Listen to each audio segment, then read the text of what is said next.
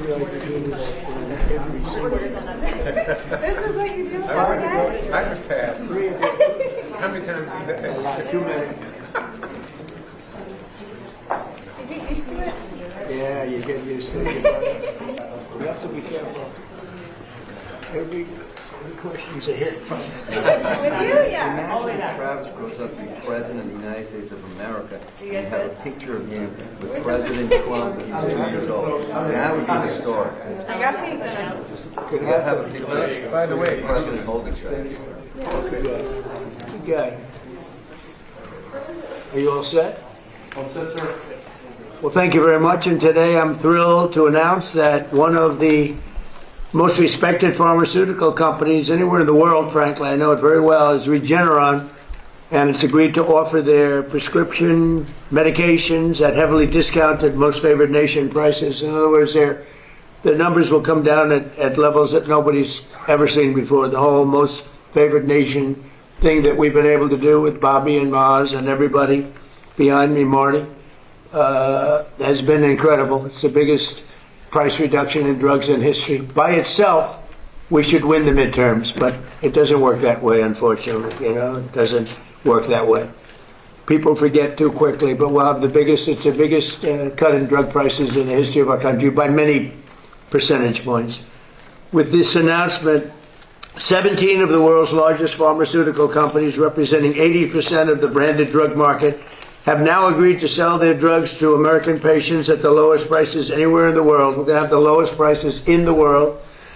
This will result in the largest drop in prescription drug prices in the history of the United States of America. I mean, that should be front page news, but it won't be. It'll be back on page 19, but the people get it. That's why we're in the Oval Office, I guess. I want to thank Regeneron CEO, a friend of mine for a long time, good guy, great guy, CEO Len Schleifer, and Chief Scientific Officer George Yankopoulos, who are two fantastic people in the medical world, very respected. We're also joined by Secretary Robert F. Kennedy Jr. Bobby, thank you. Secretary Howard Lutnick, Administrator of the Centers for Medicare and Medicaid Services, Dr. Mehmet Oz, who's doing a fantastic job. They all are. FDA Commissioner Marty McCary, and Chief Counselor of Health and Human Services, Chris Klump. Thanks, Chris. Great job you're doing, Chris, wherever you may be. Thanks, sir. He's there. For decades, Americans have been forced to pay the highest prices in the world for prescription drugs by far. Prices that were many, many times what the rest of the world was paying. Because we had a president that didn't know what they were doing, or they weren't able to get other countries to agree to it. I was able to do that because I used tariffs. I said, if you don't agree to it, we're going to put tariffs on your country. And they said we would be honored to do it, sir, after telling everybody no, including me. But they agreed to do it. The United States is just 4% of the world's population, and consumers only 13% of all prescription drugs. Yet pharmaceutical companies have been making 75% of their profits from American customers. So think of that. With 4% of the population and doing only 13% of all prescription drugs, the companies make 75% made, I don't know, maybe, hopefully they continue, because actually it's not as bad for them as it sounds. In fact, many of their stocks are up, because actually when the price goes up on the one end, they make up for the price coming down in the United States. So it really worked out pretty good.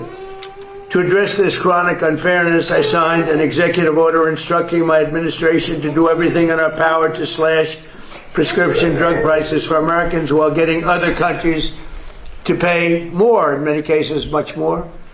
But their other prices doubled, and sometimes they tripled, and ours would go down by 60, 70, 80%, even more. Today we're building on our unprecedented success with Regeneron, committing to offer all new drugs moving forward at most favored nations prices. They'll make their current drugs available to Medicaid and MFN. That's most favored nation. Additionally, they'll also offer their current drug, Praluent, which is the lower cholesterol and fight heart disease, to all consumers at dramatically lower cost. It'll come down from $537 to $225 and be available at trumprx.gov. I didn't put the name, Bobby did and Oz did. It's true, actually. Remember I came in, I said, what's this? But they said, it'll be better, it'll sell better, would you help us?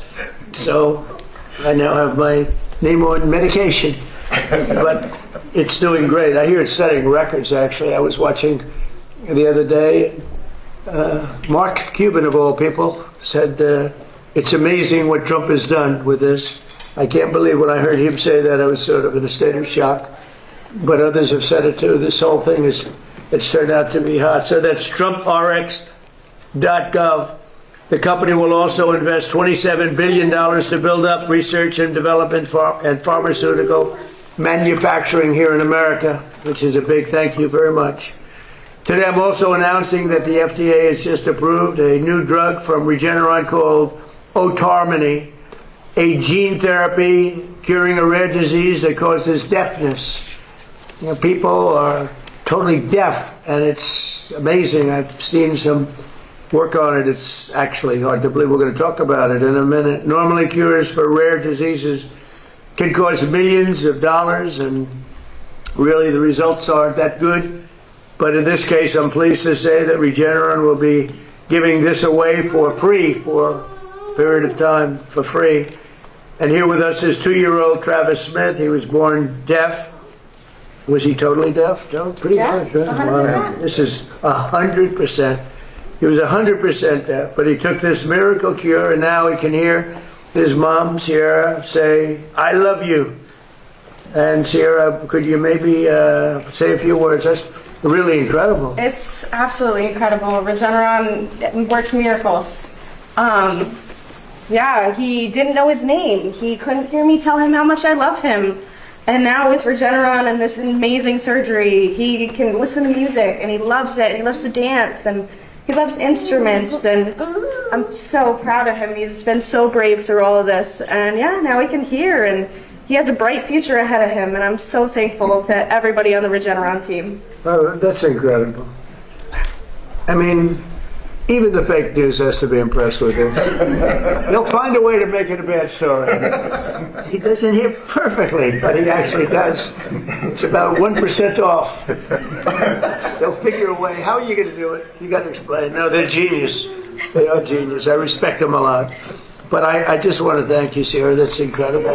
You and your family. Thank you for having us. He's a beautiful person, too. That's a beautiful boy. Thank you. Hi. Thank you. His life is a happier life? Oh, yeah, he is so full of energy and love now, and he was such a So you serious see baby. such a difference. Yeah, he was such a serious baby. And before was that, so it was fun. he didn't. It's very tough for. Oh, for sure. He can't tell me what he wants or what he wants to eat or what he needs, and now he'll be able to do that. And Wow. it's life-changing. That's a great job they've done. I want to thank Regeneron and other companies for doing their part to bring down the cost of health care for all Americans under our Most Favored Nations agreement. We've secured gigantic discounts with price differences from 4 to 5 and even 600%. 600%. One of the most popular weight loss drugs has gone from $1,350 a month to as low as $199 a month. So that's a price that's incredible. So it used to sell in London for $87. And they raised it to $199, which is a big raise if you know, from 87 to 199. But that's been going on. Our country's been being ripped off for 30 years. How long would you say, Doug? Like 30, 40 years.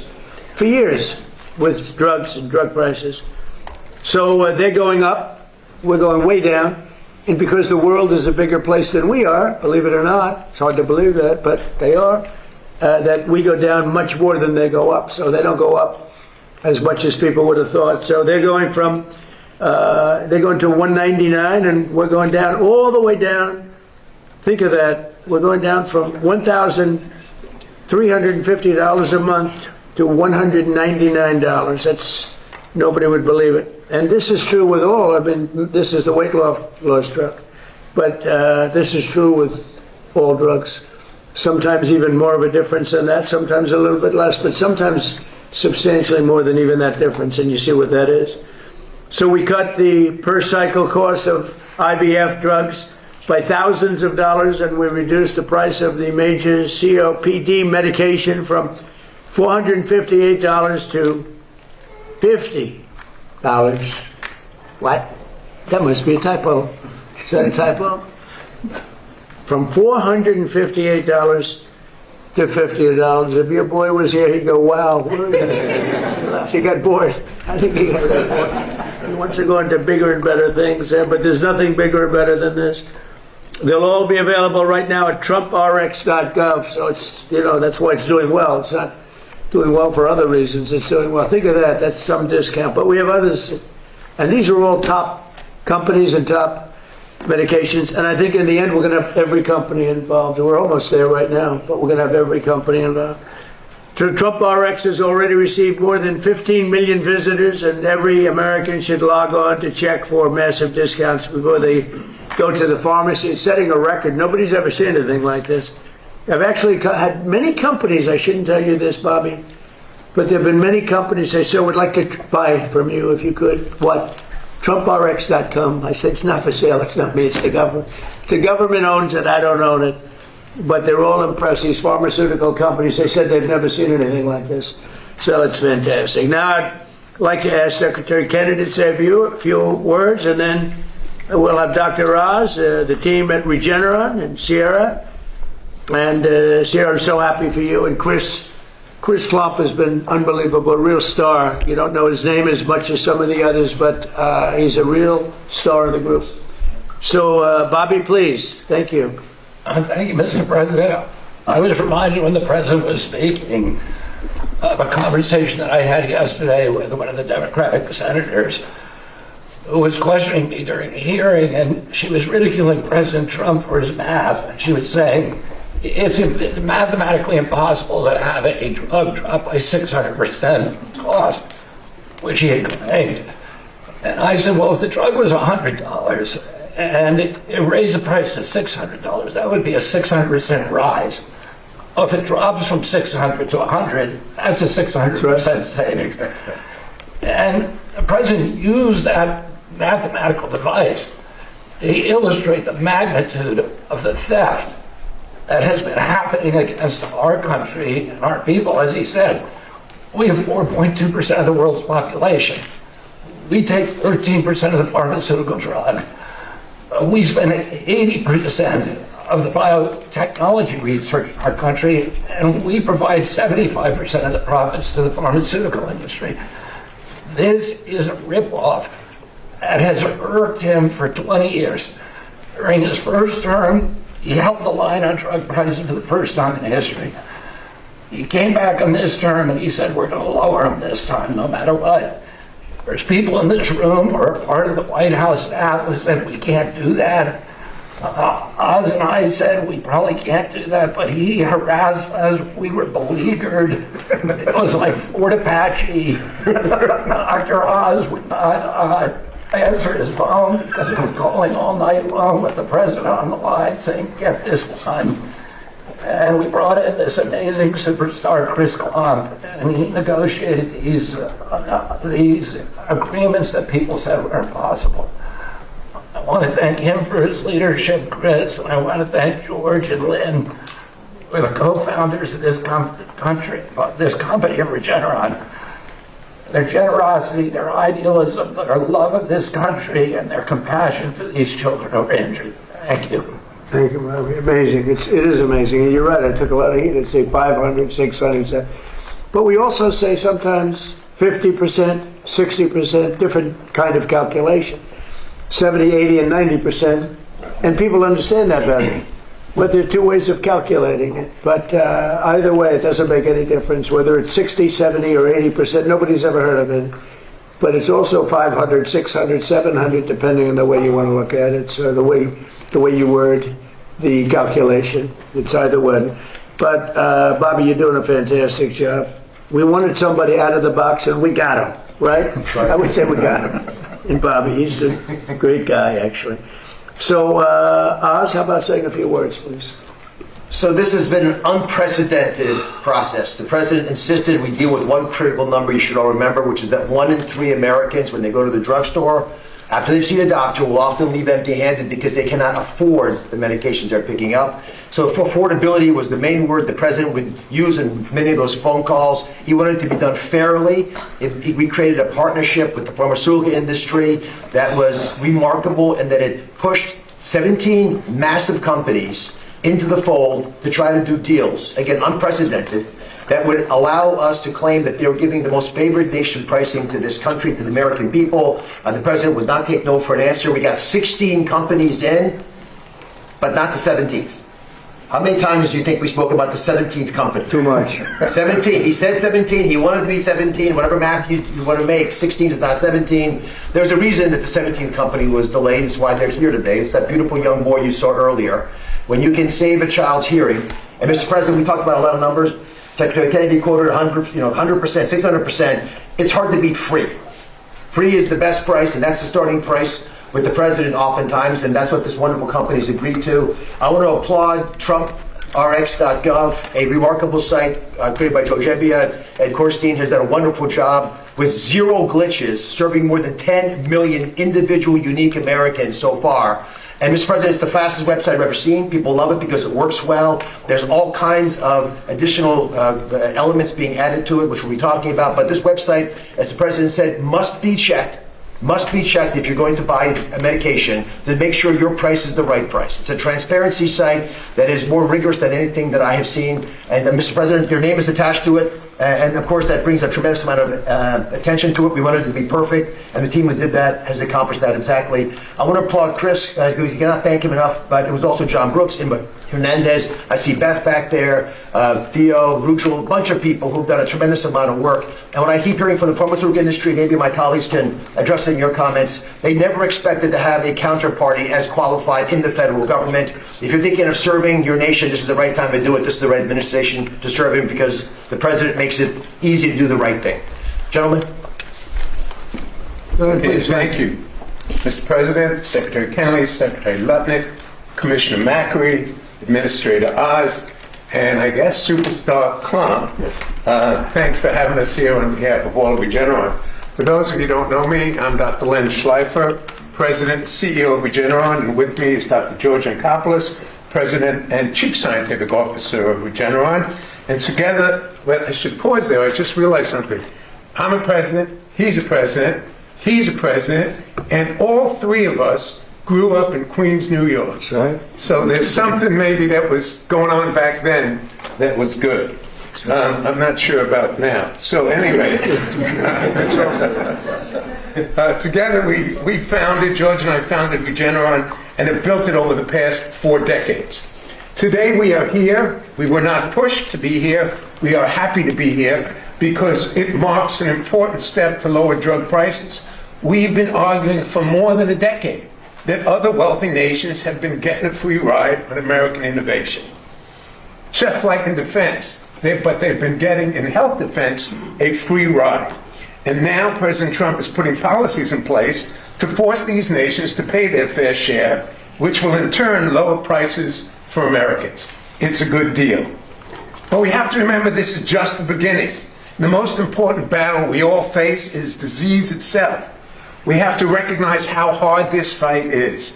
For most major diseases that you or your loved one might suffer from, like Alzheimer's disease, to cancers, to genetic diseases, we are very far away from a cure.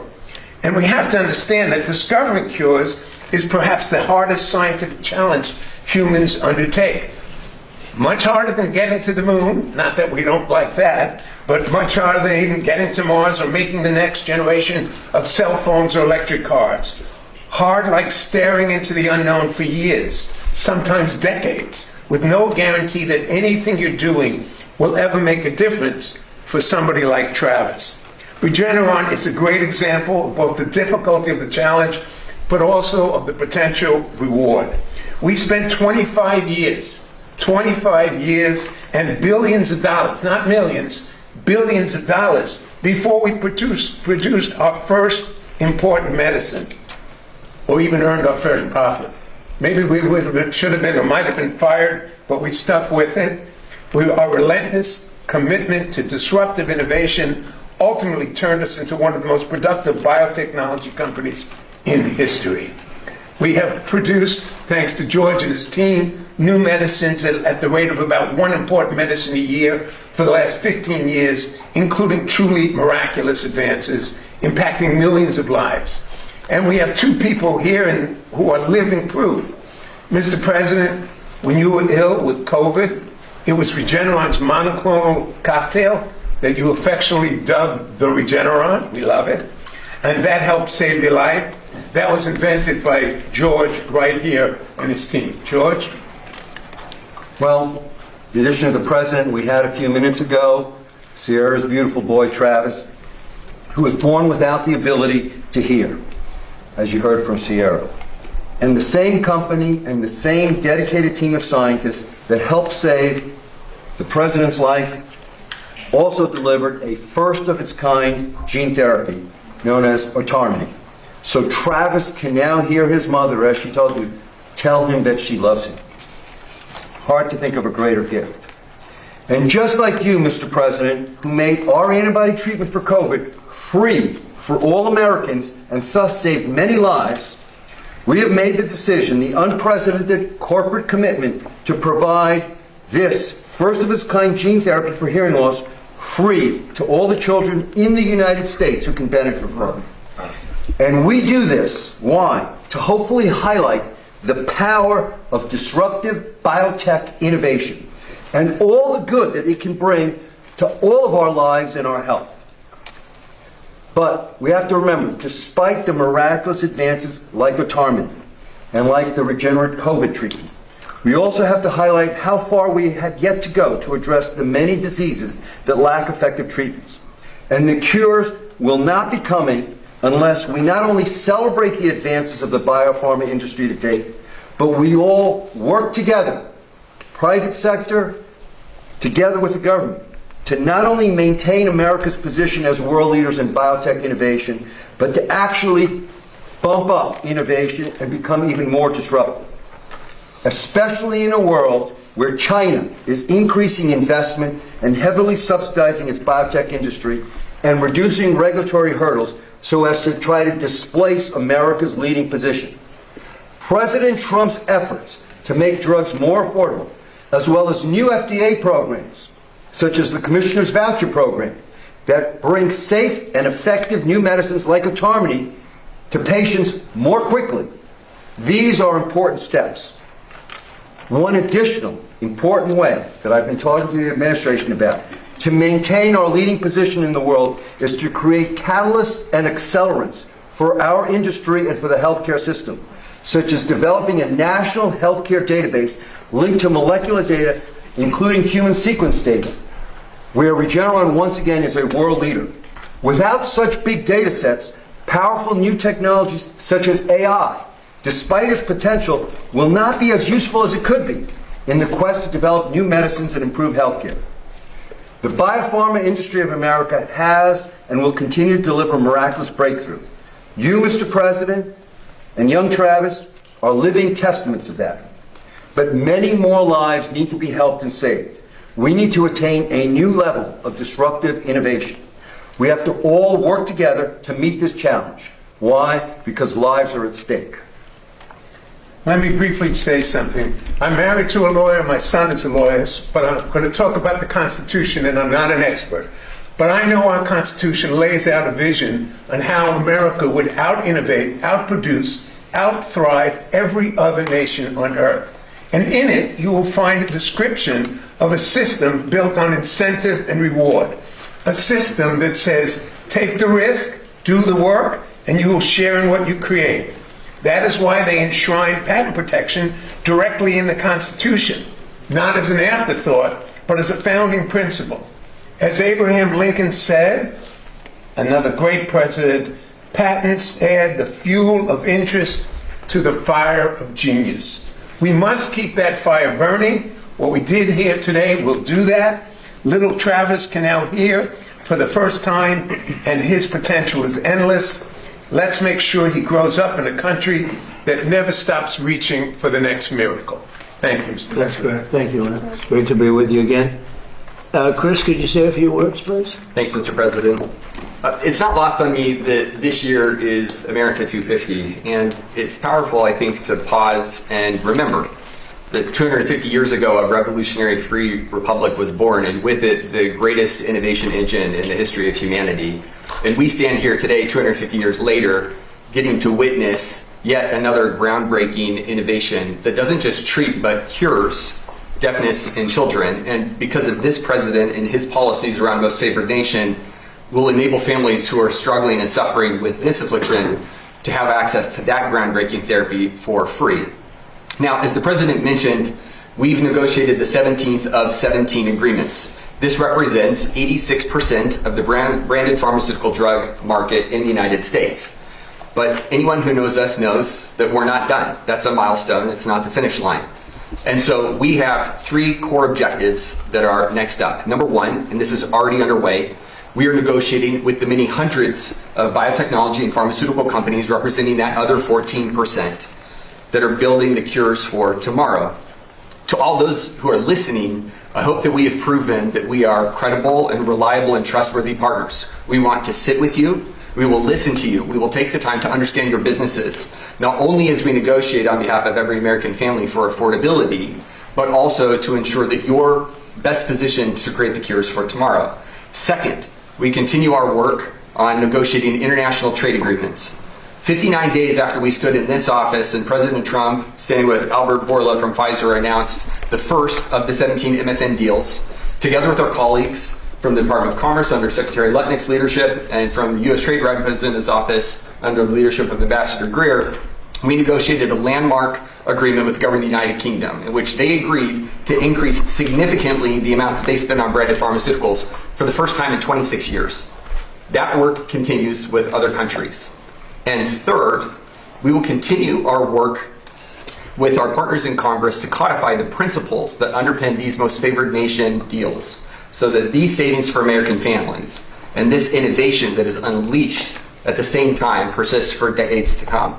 So that the 1 in 3 or 4 families that Dr. Oz mentioned, standing at a pharmaceutical counter or pharmacy counter right now, wrestling with the decision that no family should have to make of whether or not they can pick up their prescription because they can't afford it will no longer be the case. And at the same time, we know that there are roughly 20,000 known diseases in the world, and we have a treatment or a cure for fewer than a quarter of those. And so this president and his policies is not only safeguarding affordability for American families, but is ensuring that we continue to bet on American exceptionalism. We bet on innovation. We bet on the principles that have taken us to this place in 250 years for the next 250 years. Thank you, Mr. President. Well, thank you, Chris. Great job you do. Maybe you want to talk about rescheduling while we're here, and just say what you're doing and the progress that you've made.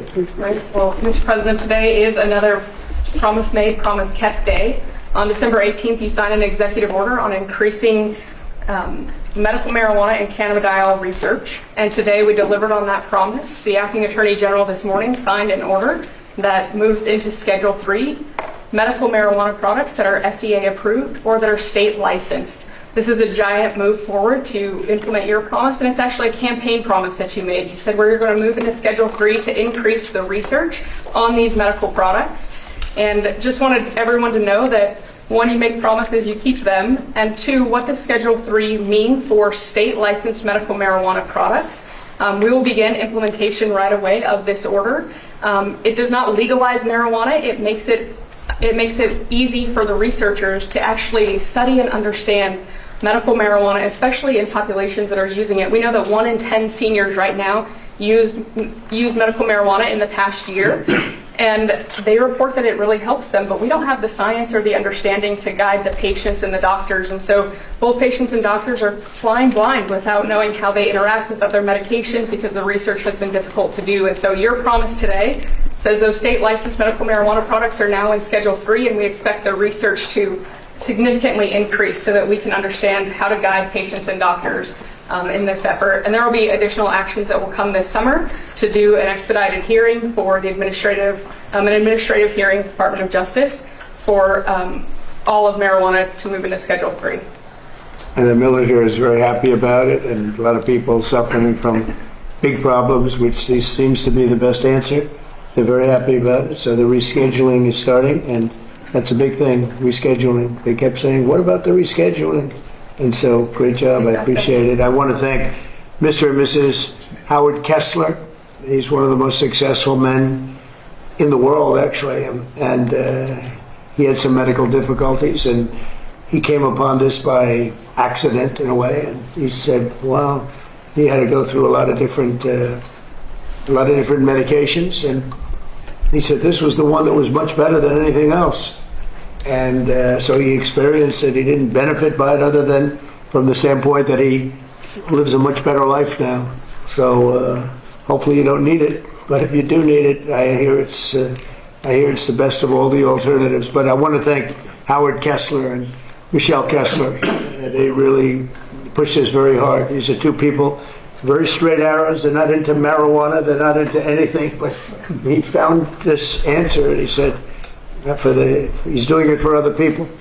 And so Howard and Michelle probably, they're watching or they'll be hearing about it. But they worked very hard to get this done.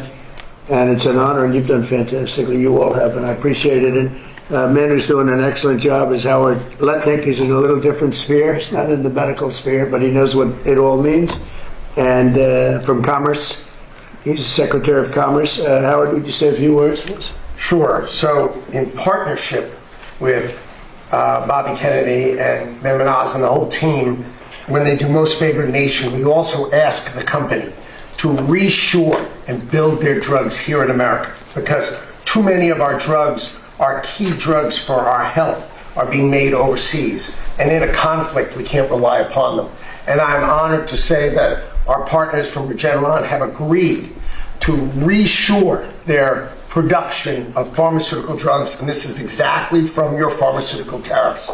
That's the point. So that means $448 billion of drug manufacturing is coming to America because of your tariffs, because of your pharmaceutical strategy, and we are proud to invite Regeneron to do this giant build in America, and all the rest of the pharmaceutical companies. They've committed to build in America because of your tariff policy and your strategy. And because of the tariffs, it's been amazing actually. We have Eli Lilly and Pfizer and all of the companies. We had, I guess, 7 of them here at one time, which was interesting to see, but they actually got along with each other pretty well. They stood right behind me, the biggest companies in the world, and they're all building, Eli Lilly's building, I think, 5 major plants, which without tariffs they would have built none. I said, how many would you build without none? They were all making these products in other countries, a lot of other countries actually, not just China, but a lot of other countries. And I think by the time I leave office, they'll be mostly operating. They have an incentive to do them quickly, big incentive, like the tariffs go up if they don't. And remember, if they do them here, they don't have any tariffs to pay. It's an incredible incentive. And if they don't do them here, they have a very substantial tariff, so they get penalized. And it's bringing countries, not only drug companies, but car companies. AI is a different thing altogether, but even there, but the AI is, we're leading China in AI, we're leading everybody in AI. We're leading now in car companies. They're coming from Canada, they're coming from Mexico, Germany, Japan. They're pouring into our country because they're very smart. Should have been done long ago by other presidents. We were the car capital of the world 50 or 60 years ago, and then they just started taking them away. We were the chip capital of the world, and now, Intel. And now they're coming back. All the chip companies are coming back. You may say a word about that, Howard, real fast, because what we're doing with chips are incredible. And what we're doing is saying at the end of a year and a half, 2 years, if you don't have your chip company, you're going to pay a tremendous tariff to put chips into this country. And they are building, I think we'll have close to 50% of the chip market very soon. Right now we had nothing. We had virtually nothing. And they're coming in from Taiwan. They're coming in mostly from Taiwan because that's where chips are made, but mostly from South Korea, Taiwan, various other countries, but they're coming back to America. We're bringing them all back. It's a revolution. Nobody's ever seen what we've done. There's never been anything like what we've done. We have $18 trillion being invested. That's for 11 months. And the last administration had less than $1 trillion in 4 years. We have, in 11 months, over $18 trillion. Howard, do you want to talk just for a second about the chip market? Because It's explosive. Sure. So you've got semiconductors, you've got leading edge logic, you've got high bandwidth memory, and you have foundational chips. And America had a couple of points, 3 or 4% market share, and we are, of course, the biggest demand. And the president gave the order, let's get these factories, these fabs built in America. And our expectation is we will have $1 trillion of these fabs. These are factories. This is not the hyperscalers buying chips. This is literally the making of the chips, right? We had Micron, $200 billion, TSMC, $165 billion. The list goes on and on. He negotiated a great deal with Taiwan.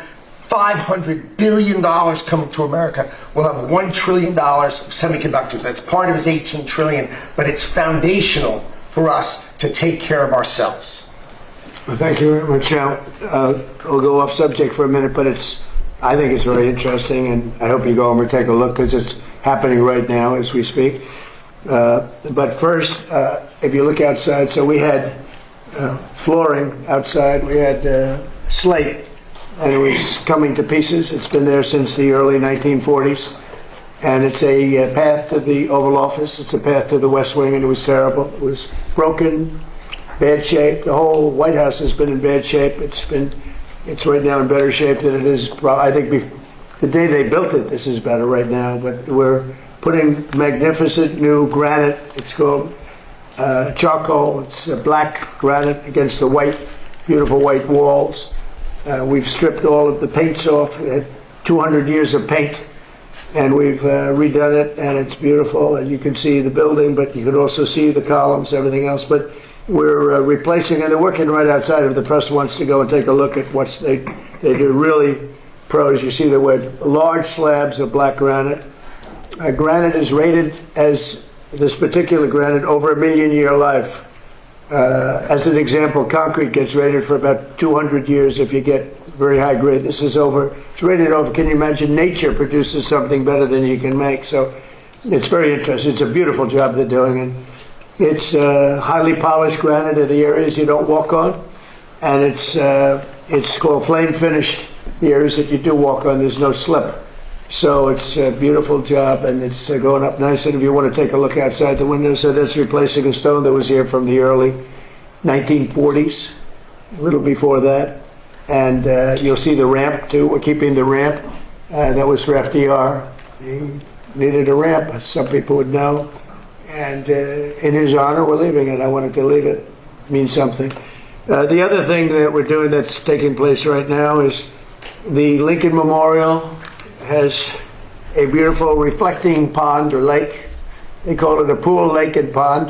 Everything is different, but the word reflecting is a good term. It was built in 1922, and it was built out of granite and various stones on the bottom, and it never looked great because that's not really meant to be a stone that's underwater for that much of a period of time.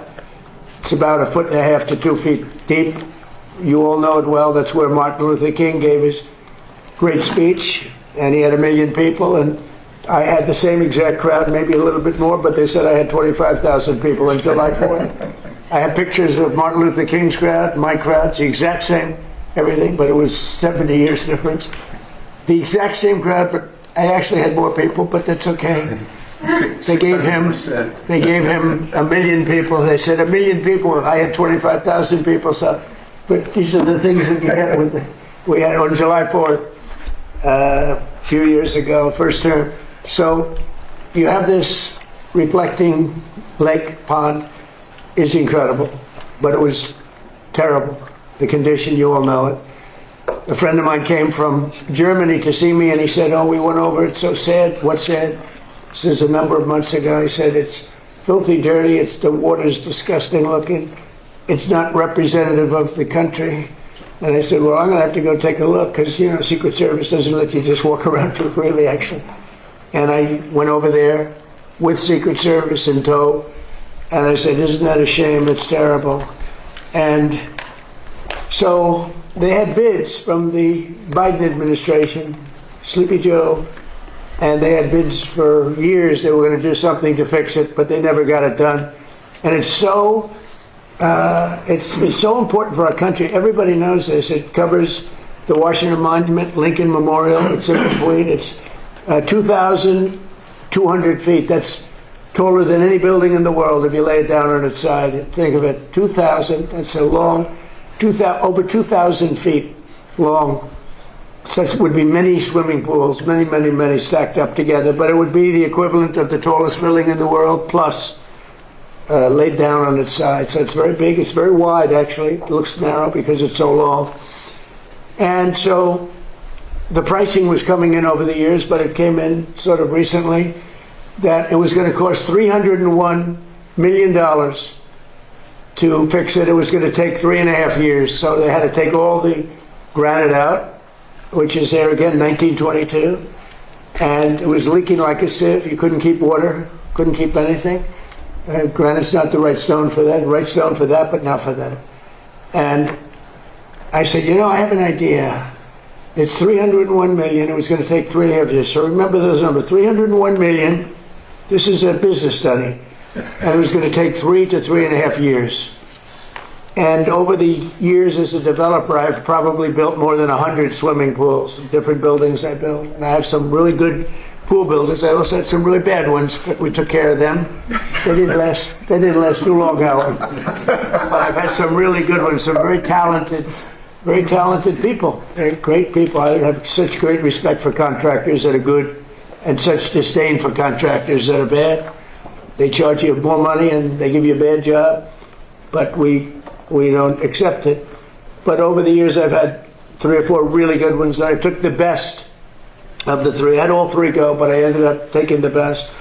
And I said, would you take a look at this? It's 2,200 feet long. He said, what do you want me to look at? I said, have a little swimming pool. Think of it as a swimming pool. I said, oh, how big is it? I said, 2,200 feet by 167 feet wide. He said, that's the biggest swimming pool. He said, I've been doing this for a lot of years, sir. I've never heard of a pool like that. I said, well, you'll see, it's a reflecting pool. And very very big signal, and very important for Washington, D.C., where we, by the way, have almost no crime, I have to say. That's maybe more important than talking about this. We have a crime down from a tremendously high, one of the worst in the country. We have almost no crime. People are walking around, restaurants are opening all over the place, the place is bustling. But that makes us even more important. So instead of being a dirty, disgusting place where garbage was in it and everything else, and I want to give Doug Burgum incredible credit, because he was involved, the Secretary of the Interior, he was involved right from the beginning. I called him, I said, Doug, I'm getting a lot of complaints about the condition of this. What do you think? And he went over, he studied it, and he came back with some ideas. But I said, Doug, I have a guy who's unbelievable at doing swimming pools. Up the road, we have a club. We have an Olympic-sized swimming pool. He did it 20 years ago, and it's perfect to this day. So I asked him, I said, I have an idea. I'm going to send my contractor over and take a look. He looked at it. He called me up. He said, so we could do something on it? He said, it's perfect, actually. He said, it's really decaying, and it's a terrible condition. But if you would, I'd like to work 2 weeks on cleaning it up, which is, if you see right here. I'd like to repoint and fix some of the joints. It won't matter because we're putting a substance over the top, but it's nice to have a nice surface. And he said, it'd take me 2 weeks. And if you don't mind, then I'd like to pour the latest and greatest filament or material, which is essentially a pool surface, but it's industrial grade pool. And he said, what color would you like, sir? I said, well, what about turquoise, like in the Bahamas? He said, well, this is Washington, sir. We can give you turquoise, but why don't you try, like, we have a color. It's called American flag blue. I said, that's the color I like. He talked me into it very easily. So he said, that's the color I like. So he came in, and remember, 3.5 years, you have to take all the granite out, then you have to put all brand new granite in. Take years to do it. Over 300 million. Our job will take 1 week. It will cost about $1.5 million.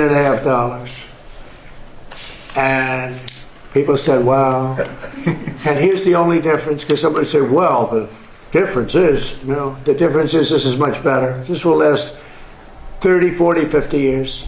And if it didn't, you'd do it again quickly if you want.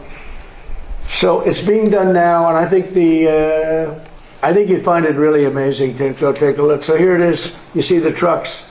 He's got scrapers and all sorts of equipment to make the stone as good as possible without removing it. So we're using the existing surface, so we don't have to spend millions of dollars in demolition. And he said, much better to leave the stone than it is what's underneath. They're afraid to look.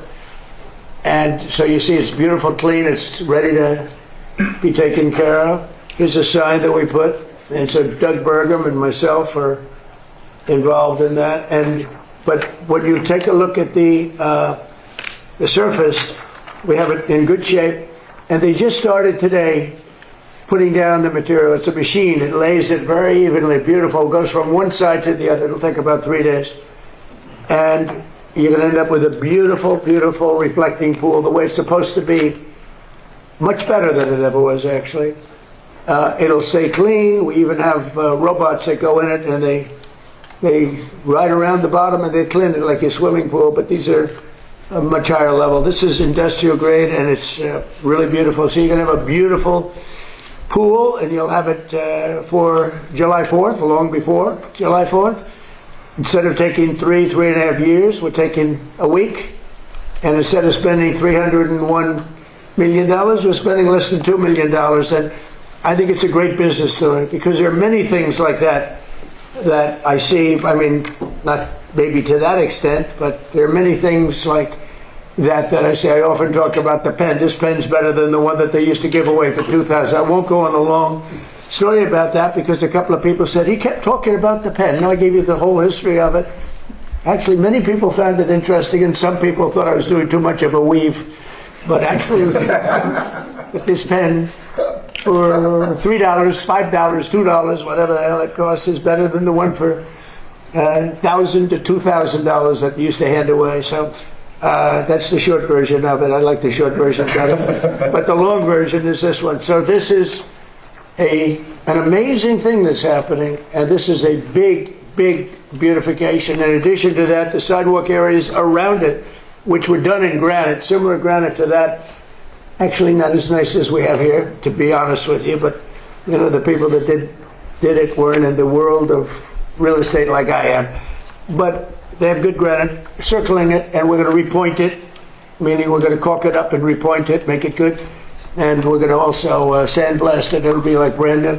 So we're going to have, in another couple of weeks, we're going to have the most beautiful reflecting pool between the Washington Monument and the Lincoln Memorial that you've ever seen. And I hope the media can go over and maybe watch them do it, because I think it's very exciting. And so a fraction of the cost and a fraction of the time, and you get a better product than you could ever get the other way, and it'll be beautiful. And as he said, it will be American flag blue. Any questions, please? Yes, sir. Could you talk a little bit about why your Navy Secretary was fired yesterday, sir? He's a wonderful guy. He just put out a statement about him. He's a very good man. I really liked him, but he had some conflict with, not necessarily Pete, with some other. He's a hard charger, and he had some conflicts with some other people, mostly as to building and buying new ships. I'm very aggressive in the new shipbuilding, and somehow he just didn't get along with them. He's an excellent guy. I think he would have gotten along great with me. I didn't really deal with him too much, but he's I consider him to have done a very good job. I put out a nice statement about him. Got to get along, especially in the military. You got to get along, and some people liked him, some people didn't, and that's usually the truth about everything. But I found him to be a very good man, and I liked him a lot. How long are you willing to wait until you get a Well, don't rush me. Don't rush me, Jeff. Guys like you want to say, oh. So we were in Vietnam like for 18 years. We were in Iraq for many, many years. We were in for I don't like to say World War II because that was a biggie, but we were 4.5, almost 5 years in World War II. We were in the Korean War for 7 years. I've been doing this for 6 weeks.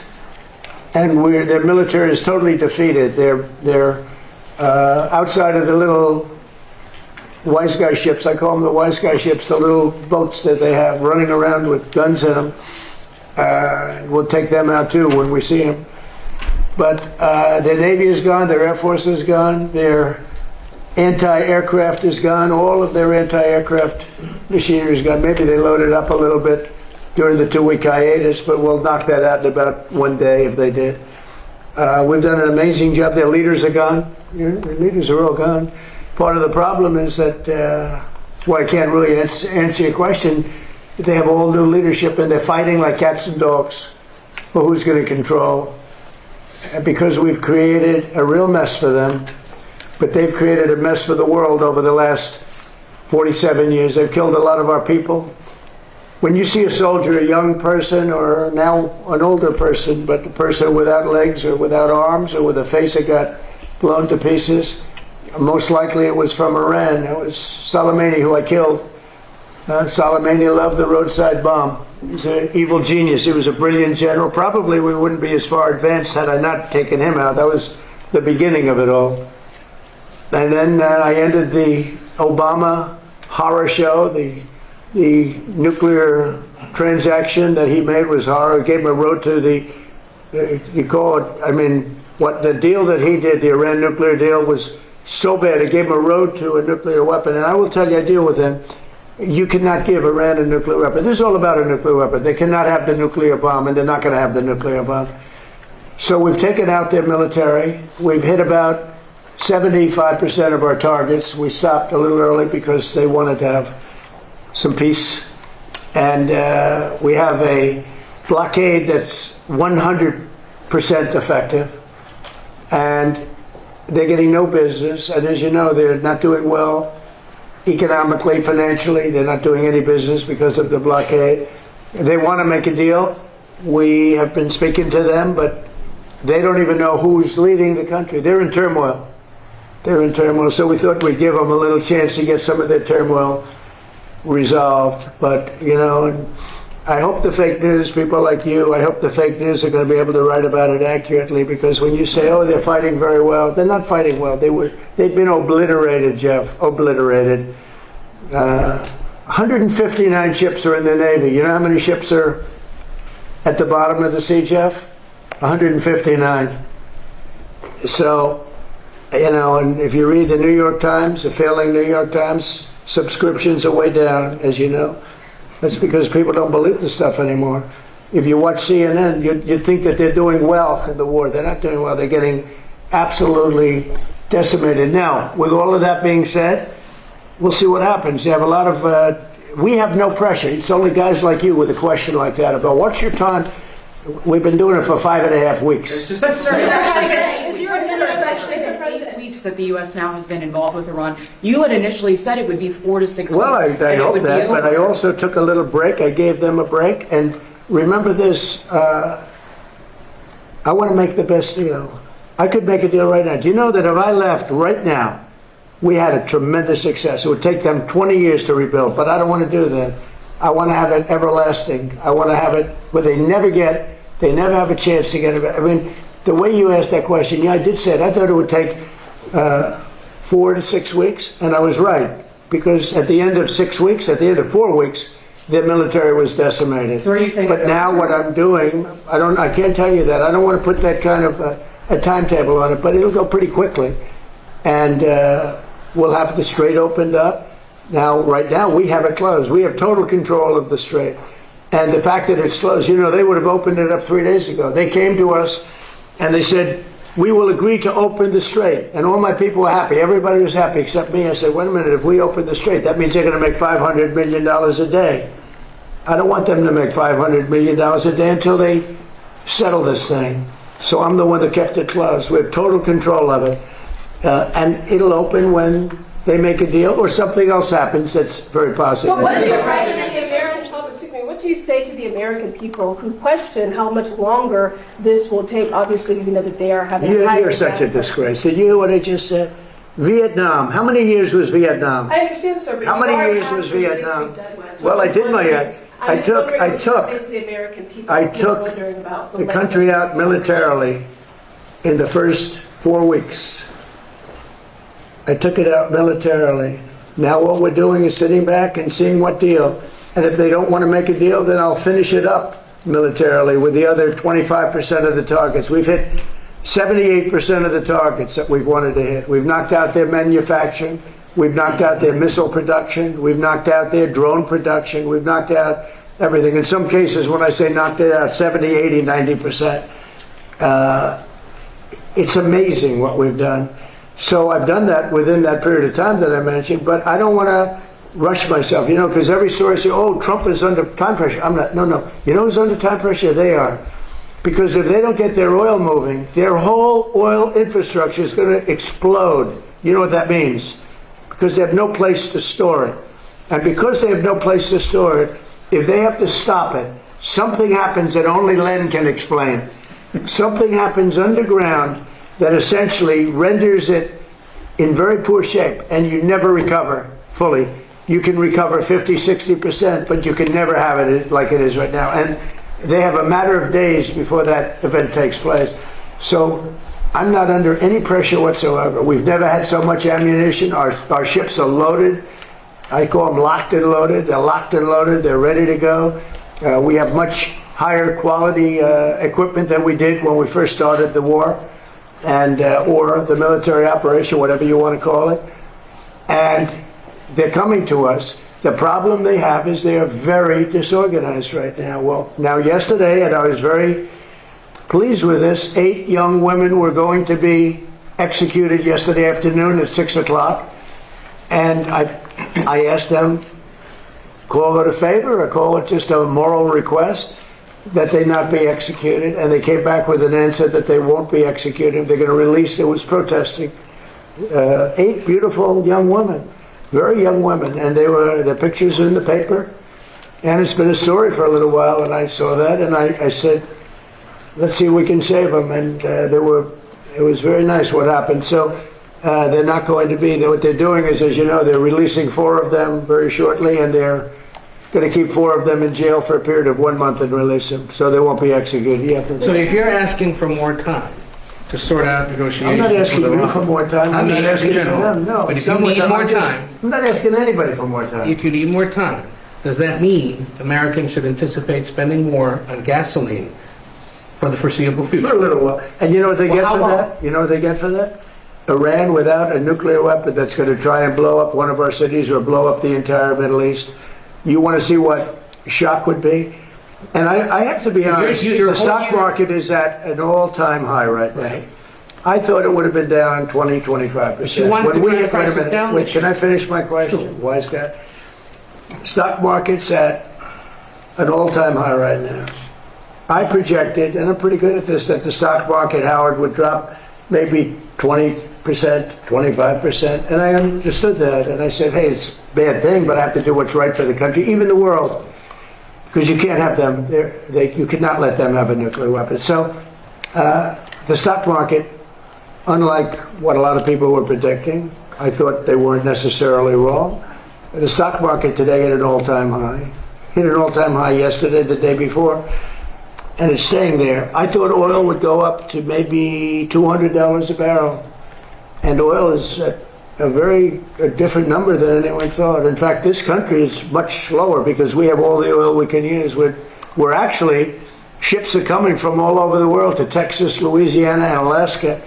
They're coming from all over the world to get oil from the United States, while this is closed, the Hormuz Strait. So if you look at what I said, I guess it was right, because I said I'd have it 4 to 6 weeks, and in 4 weeks we have totally defeated that military. But you began So right now, I don't want to rush it because you guys are, trying to make us look as bad as possible. I don't want to rush it. I want to take my time. We have plenty of time, and I want to get a great deal. I want to get a deal where our nation and the world is safe from lunatics with nuclear weapons. Yes. If it does go to 200, are you okay with that, sir? If oil goes to 200? I think that there's nothing worse than a nuclear weapon that takes out one of your cities or 2 of your cities or 3. I think there's nothing worse than a nuclear weapon that's going to destroy the Middle East, including Israel. I think there's nothing worse than Europe being under attack by people that have missiles now that reach Europe. As you know, they don't reach us, but they reach Europe. But they will reach us at some time, probably the not too distant future, unless we stop them now. I think there would be nothing worse than having nuclear holocaust in Europe, London, Paris, various places in Germany, all targeted. No, what I say is you can't let them have. I don't think it will happen, by the way. I really think we actually, it turns out that we are drill baby drill, and it turns out we're producing a lot of oil, and they're buying the oil. They're going to Alaska, they're going to Texas, Louisiana, and our guys have done a fantastic job. We're putting out right now more oil and gas than we ever have in the history of our country. And one other thing, there are more people employed today in the United States than ever in the history of our country. Mr. President, I have a question, sir. Is it true that your administration is considering sending 1,100 Afghans to the Democratic Republic of Congo? And if so, do you have a response to I don't know. I have to check that. Thank you, Mr. President. Thank you, Mr. President. Breitbart News' Matt Boyle just published an interview with Greek Prime Minister Mitsotakis, in which the Prime Minister said that he's rooting for you to succeed in getting a deal with Iran.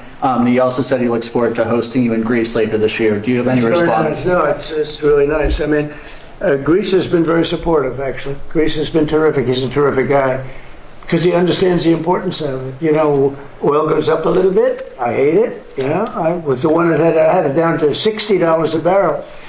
And I looked at guys like Howard Lutnick. Howard, you remember it well. I said, well, we just hit an all-time high in the history of the market. Think of this. When we hit 50,000, I was told, everybody was told, when I won the election, November 5th, they said, well, during the 4-year period, it'll be impossible for the Dow to ever reach 50,000. It'll be impossible for the S&P to ever hit 7,000. Impossible. And you remember that, Howard, right? It was going to hit maybe 6, 7 years, 8 years, but I did it in my first year, hit 50,000. Now it's just about at 50,000, and S&P is higher than it was when we started. And S&P hit over 7,000, and that was before the year ended up 1 year. So I can only tell you this, it'll end. I don't think it'll be very long, by the way. They're delaying it because we don't know who to deal with. They are in, you know, they know who the leader is in this country. We don't know who the leader is in Iran. Because remember, regime change. Khomeini is gone. He's gone to greener pastures. He's gone, and all of his team is gone. Then a second group came in, they're all gone. And now you have the third group, and they're a little concerned about being gone too. Sir, would you use a nuclear weapon against Iran? You posted on Truth Social a few weeks ago. We don't need That's it. not Why do what I need it? Why would a stupid question like that be asked? Why would I use a nuclear weapon when we've totally, in a very conventional way, decimated them without it? No, I wouldn't use it. A nuclear weapon should never be allowed to be used by anybody. This is a state visit, so which we're all very much looking forward to. Prince Harry today has said that he would like to see you do more to end the war in Ukraine. Do you think it's appropriate for a royal to make those comments ahead of the visit on Monday? Prince Harry? Yes, sir. How's he doing? How's his Ukraine. wife? Please give her my regards, okay? No, I don't know. I know one thing. Prince Harry is not speaking for the UK. That's for sure. I think I'm speaking for the UK more than Prince Harry. But I appreciate his advice very much. Would you have Great invited them advice. to the dinner and to the state visit? Well, I look forward to the dinner. We're having King Charles come. He's a friend of mine. We're really looking forward to it. We've spoken, and we're going to have a great time. I tell you, if I had that ballroom built, it would be filled. I wish we had more seats. You know, they've wanted a new ballroom for 150 years. Now they're getting the best in the world. We're going to have the best in the world. But, you know, we have a room that's not big enough to handle what would be a big crowd. But we're going to have very great people that love the UK. I love the UK. I think they made a big mistake on energy. You should open up the North Sea in Aberdeen. You should open it up. And the other thing is they've made a big mistake on immigration. Okay. Sir, what do you hope to learn from Janine Pirro's investigation into the Fed's renovation that you Say it did again. not? What do you hope to learn from the Janine Pirro's investigation into the Federal Reserve's reservation that you did not learn when you visited the site yourself last week? Well, look, you know, the Federal Reserve building is a small building. They're going to be in there by the time it opens, in my opinion, for $4 billion. I built a hotel down the road for $201 million that I believe is bigger than the Federal Reserve building. $201 million. And the ballroom, I'm going to have the ballroom from $300 to $400 million, depending on finishes, like marbles, the quality, and the quality finishes. We'll go top of the line. But That's a much bigger project. When you look at the fact that they've taken this beautiful building and destroyed it, they've taken down the beautiful ceilings with eagles, they've taken down the walls that are 1.5 feet thick, masonry. You couldn't hear from office to office. They ripped it all down.